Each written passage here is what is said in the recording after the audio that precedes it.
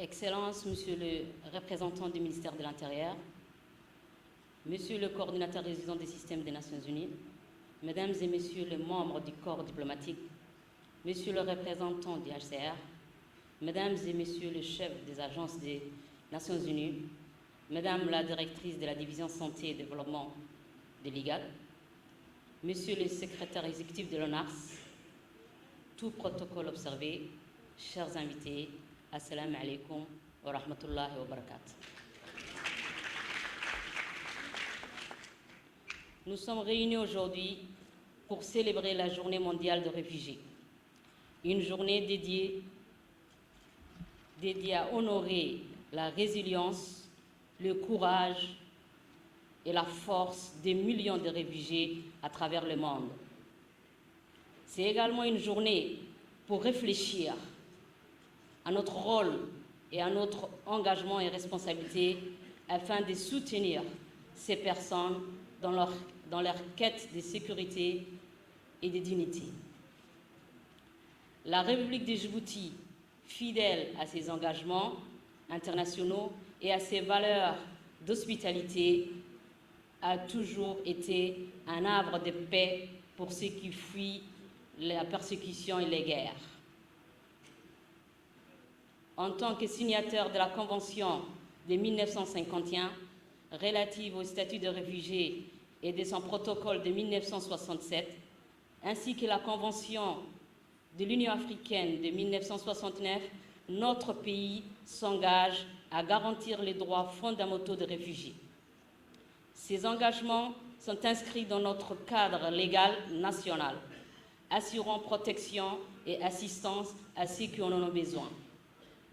Mesdames et Messieurs, aujourd'hui, je souhaite porter une attention particulière à un groupe de personnes souvent oubliées dans les discussions sur les réfugiés. Ce sont les personnes en situation de handicap. Au nom du directeur général de l'Agence nationale des personnes handicapées et à mon nom propre, assurant son intérim, je tiens à souligner les défis uniques auxquels ces personnes sont constamment confrontées. Les personnes réfugiées en situation de handicap sont souvent les plus vulnérables. Exposées à des risques accrus de discrimination, de violence et d'exclusion sociale, les infrastructures de camps de réfugiés et les zones d'accueil ne sont toujours pas adaptées à leurs besoins spécifiques, en rendant ainsi l'accès aux services essentiels comme la santé, l'éducation et l'emploi encore plus difficile. Depuis 2021, l'Agence nationale des personnes handicapées collabore étroitement avec les HCR pour favoriser l'inclusion des réfugiés handicapés. Cette collaboration vient de se concrétiser par l'enrôlement de ces personnes réfugiées en situation de handicap dans le système national biométrique.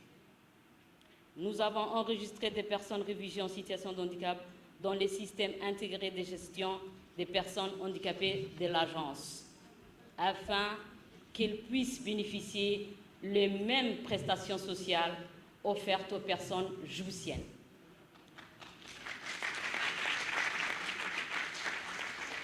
Nos efforts se concentreront en étroite collaboration avec l'ONARS et les HCR sur plusieurs axes, notamment pour assurer l'accessibilité des infrastructures, renforcer l'accès de divers services, promouvoir l'éducation, encourager l'autonomisation économique, sensibiliser et former les parties prenantes.